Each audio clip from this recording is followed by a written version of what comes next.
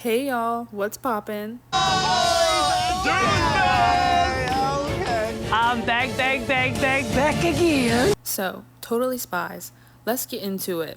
I had honestly never heard of Totally Spies until I started watching shows and movies from my childhood like Wings Club, My Little Pony, Monster High, and it started popping up a bunch. Then I started seeing videos of other people reminiscing about shows that I did know, and they always included this one. So I said, let me see what I missed out on back in late 2001 when I wasn't even born.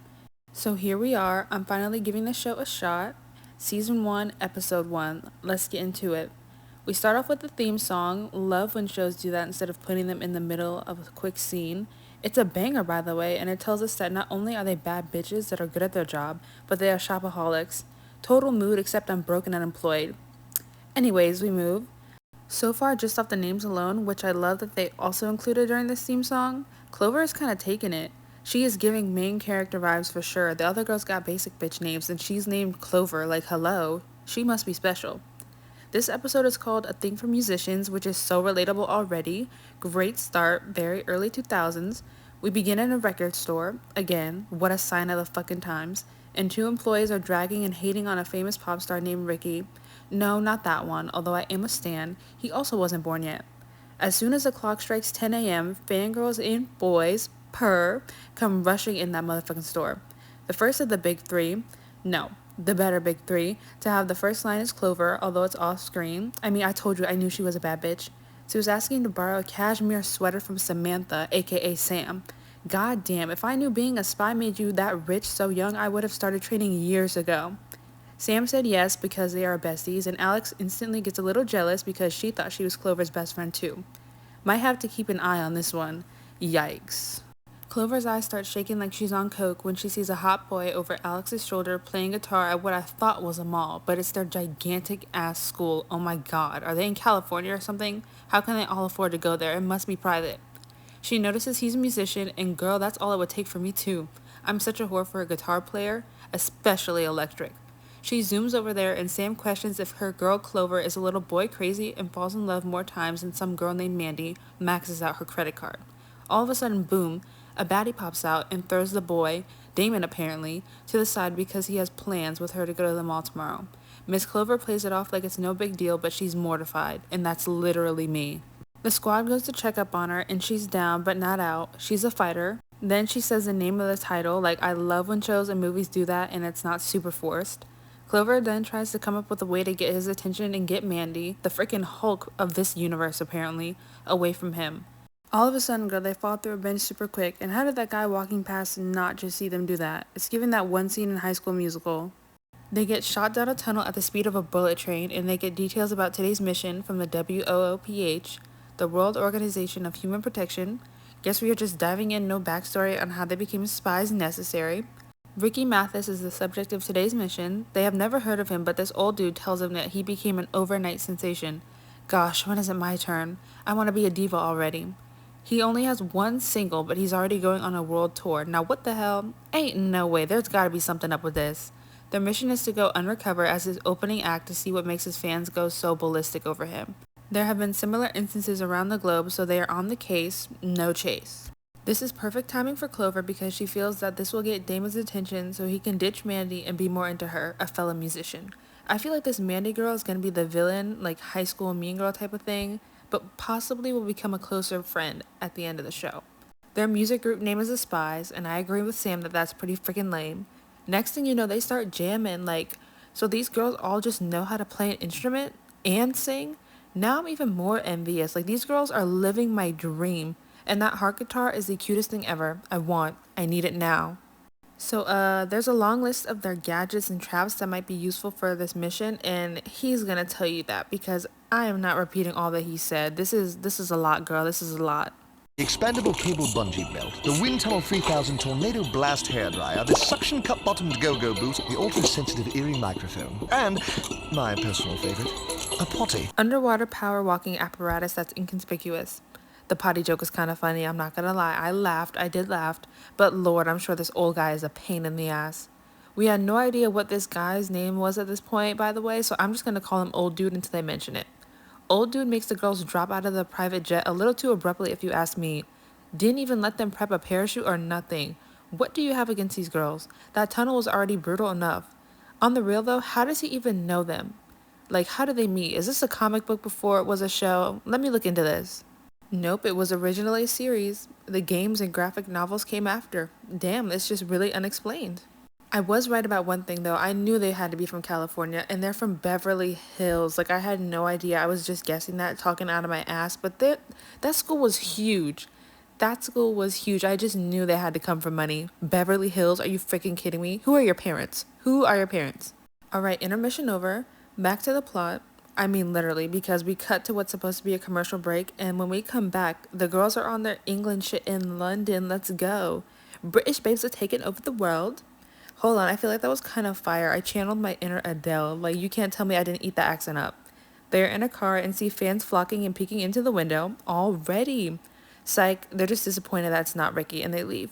Their hotel room is a dream room. Look at all that pink, oh my god. And the lava lamps go crazy. I used to have them when I was like 9, but my mom was afraid it would catch fire, or I would like try to touch it while it was on, so we never used them. What a shame. Clover jumps on the bed and calls Damon. How the hell did you get his number? How did you get his number, babes? What did I miss? Damon, I think you should be concerned. Anyway, then we get a shot of Sam being fed up, and I agree. Is that all she thinks about? You are on a mission. You don't have time for this tomfoolery right now. Get the money, then you get the power, respect, hoes come last. On the phone, he says he's hanging out at the mall, and we can see that. And then when he says Clover's name, Mandy comes into frame, and she is not a happy camper. Uh-oh. She tells him about how she's touring with Ricky, and he had no idea that she's in a band. But I mean, how could you have known? You guys just met, did you not? He says that when she gets back, they should have a jam sesh together and play a little bit. Okay, cute. Date plans are in motion. The call has to end because Ricky's tour manager comes in, and he says that they must be the spies. Alex starts panicking and asks who told him that they were spies, and Clover bumps her. Oh, I see. So she's the ditzy one. I figured somebody had to be. Y'all know how this goes, especially early 2000s. Ricky wants to meet them, so they all pull up to the penthouse and they freaked it. Just kidding. Making Kendrick jokes just so y'all remember that he's the GOAT. Ricky just finished his new song and he's sure it's gonna be a hit. I got my eye on you. Sam says it's nice to be working with such musical talent, and he says the same about their band. Girl, what? What singles do you even have? I'm with Alex on this one. Such great musical talent. The feeling's mutual. I just adore your early work. We have early work? He says they should pull up to the recording studio, and the manager was quick to say it's off limits for anyone but him. Shady if you ask me. Clover chimes in and says that they would love to go, and the manager's demeanor changed for a beat. Sam caught that shit though. Clover accidentally kicks over one of Ricky's CDs and it starts glowing. Nothing instantly happens, but I can see where this is going. The fans must go crazy for some reason. They are backstage ready to perform, and oh no. Alex, what did they do to you, girl? You need justice for that hairdo. Clover, on the other hand, looks fire. I am feeling this blue and pink cowgirl look. This ain't Texas. Woo! Woo! They start playing, and Clover is shocked that they are really good, and it turns out it's because everything was pre-recorded. I should have known. They have to have had some kind of flaw, thank God. Also, if it's pre-recorded, then Sam, why are you talking on stage, babe? You are exposing the truth because your mouth is moving and no lyrics are even playing yet. Not the guitar's not even being plugged up. Oh my God.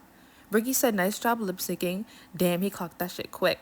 He said it took him forever to get it right because he didn't want to, but his manager, Phil, encouraged him not to sing live. Maybe he's innocent in all of this.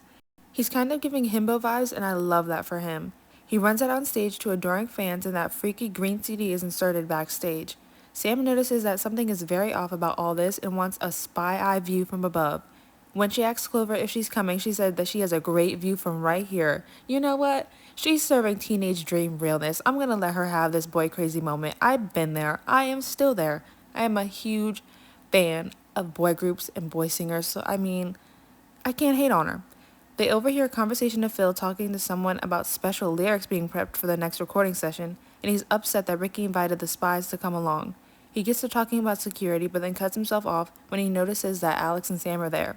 He hangs up quick and frantically runs to the door, peeps out the door, and then blocks it. Yeah, you definitely got something wrong going on. The guilt is showing. Alex is scared that she's gone deaf when he closes the door, but it turns out that they're just in a soundproof room. The manager just likes to watch his performances, I suppose. Sam gives Alex a sus look. Then we cut to the elevator, and Sam is running through all the facts so far, and Clover is just geeking over this man. She is blushing. Maybe this shit is gone into effect. She seems like she's in a trance. She's also so focused on listening to him and only him, and bops along to only one song, mind you, on the bed. The old guy from the headquarters pops up on the screen, and then they finally say his name. It's Jerry. Apparently, the flowers that are all over their room right now were sent from Damon. Oh my god, like, girl, that is so sweet. Miss Clover couldn't give two shits though because she's over him and in love with Ricky. And Sam is literally calling her Delulu. Like, I live for that. I live. Get her, Sam. Get her. Get her, Jade. Sam wants to know more info about Mr. Sebastian, the guy that was name dropped by Phil earlier on the phone, and it turns out that he is the owner of Ricky's label and used to be a guitar star himself before losing an arm in a pyrotechnic accident. What rating is this show? Holy crap. Now he lives on some remote island. Ricky comes in just as the spy communications end and asks, guess who's ready to go to that same fictitious island? Spooky. There is a huge ass satellite dish which is twice as big as the yacht that they went on to that island, and Alex was told it so Ricky can broadcast his concert live, and Sam brings up a valid point. Why would you need so many guards to watch that satellite dish then? Okay, she's the smart one. Clover is the boy crazy one, and Alex is ditzy. Slay for them. Okay, so now they're in the stew, as Nicki Minaj says, and Sam uses her little earpiece gadget to listen in on the lyrics through the soundproof glass of the sound booth, and this is what they say.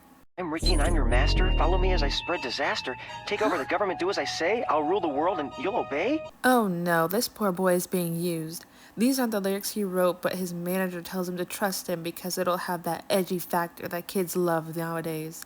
Sam and Alex change into their spy gear and stick to the ceiling thanks to their suction cup boots. I love when fashion has a purpose too, Sam. You are also carrying this episode, no lie. Except you almost flopped, you had a moment there. Her hair tie falls out and it almost fucked everything up. They weren't discovered somehow, plot armor, and ran back in the opposite direction of the guards. It's a dead end, but Sam knows that there has to be a secret lab somewhere nearby. Alex leans onto the wall and accidentally falls into it. Hey, a win is a win.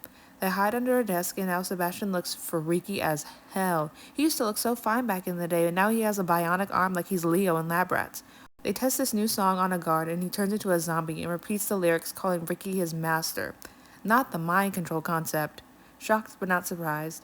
Sam realizes that that's why Clover is super in love with Ricky now. Sam breaks this whole thing down a lot better than I ever could. She should be a poet, an artist. So let's hear her talk her shit real quick. Ricky's first song, Rock Legend, is about rock star worship. And what does it do? It hypnotizes listeners into worshiping him. Alex was talking a little too loud with her response when she realizes what's going on, and Sebastian with that hook arm exposes them. They scream and they bolt out of there. They make it up to the roof and plan to scale down a wall, except a helicopter comes up and traps them in a bubble. Their cover was blown and now they can't escape the sound booth. The song is being prepped to be blasted everywhere, and it does start playing for them inside the booth. Sam has the idea that the instruments in there can get them out of this somehow, and then they start playing really loudly until the glass breaks. Okay, she kind of ate with that because I would not have thought of that. I would have been a zombie babe. It would have been over for me. They escape, and they're in their Uwadi gear, underwater, and are heading to the concert before it's too late for everyone. They take two guards' jet skis and get shot at. With lasers, of course, because this is for kids. It's giving Casey Undercover and Henry Danger. Alex and Sam are at the concert now and get Ricky's attention, and he's shocked because they are supposed to be his openers and on stage right now. Sam begins to tell him the tea before she bolts off to the radio tower, and Alex fills him in on the rest. Phil and Sebastian are now in a plane on their way to ensue more chaos and play the song despite Ricky not even being on stage. They wait for no one. Sam is doing her boss bitch tanks and scaling up the radio tower, while the fans start to bombard Ricky backstage, so he and Alex have to run away. Sam is running out of time, and Alex and Ricky are about to be mobbed, so they have to climb. The song starts playing, and Sam is being shot at once again. She fires back, and her aim is perfect. The plane gets knocked right into the signal and is now being directly impacted by the song. Phil is now under mind control and doesn't want to turn it off when Sebastian tells him to. They start losing control of the plane, and luckily these two are the only ones that became zombies, calling Ricky master, and their plane crashes. R.I.P. I guess. The fans reach Ricky and Alex, and we see the aftermath of that. She loses a pant leg, and it's interesting how high up it went and how she's the only one with missing clothing, but we move. They land in front of Jerry and the feds. The dumbasses get arrested. Oh, they didn't die. Shame. And Ricky is traumatized. This poor guy. Right after that, they just transitioned to school? Hello? That's it? Anyway, Clover's really embarrassed that she fell for this whole trap and got hypnotized, but Alex tells her not to be so hard on herself. Damon walks up and asks her if she got his flowers, but she responds back so heartlessly, like she is not giving him any time of day. He was being so sweet, too. Aww. He says that they should get together so they can talk about the tour, but she says after all that, she is over musicians. He's shook, but then he has to walk off. Tough break. Her girls are cheering her on and says that it's dumb to fall for every guy with a guitar, and then seconds later, a guy comes from behind and asks where the music room is, and she's got those hard eyes all over again. Then she says if he doesn't have lunch plans that he can buy her a non-fat latte, which is a little callback to earlier in the episode when she was obsessed with Damon. The episode ends with them walking off together, and wow, that was a really good introduction actually. I had a very fun time watching this. I came in with like low to no expectations, but I had a few laughs, and even though I've seen this kind of plot 100 times, like with the whole mind control musician thing, it was still fun. It was a nice little spin on it. It's a very good first episode, and it makes me want to watch a bunch more. The action scene towards the end was kind of quick, but it was hella entertaining. During my first watch, I noticed that the words were kind of off, and I realized that that's because it must be a dub. And when I looked it up, the show is originally in French. Okay, France. Okay, France. I also noticed that Alex sounds like a white girl, but didn't look white, and yeah, she does have a white voice actress. No hate, but it was just kind of obvious, and I wanted to point it out. I mean, listen, I get told that I sound like a white girl too, so I'm not trying to be stereotypical or anything, but you know what I mean. We want representation, that's all. Again, this was like 20 plus years ago, so it was a different time, and we have gotten better. I mean, look what they did with Big Mouth. They heard and they've adapted, period. And last but not least, can I just say that Sam has my favorite character design out of all three. Not only that, but like her green eyes are underrated. Green eyes in general are so underrated and a personal favorite of mine, and I love redheads. Live for redheads. That girl's got me hooked. I mean, she definitely saved the day. Without her, they would have been toast. Yeah, anyways, to end it off, I just wanted to say, what a beautiful leprechaun. Oh, wait, that's Clover. Bye.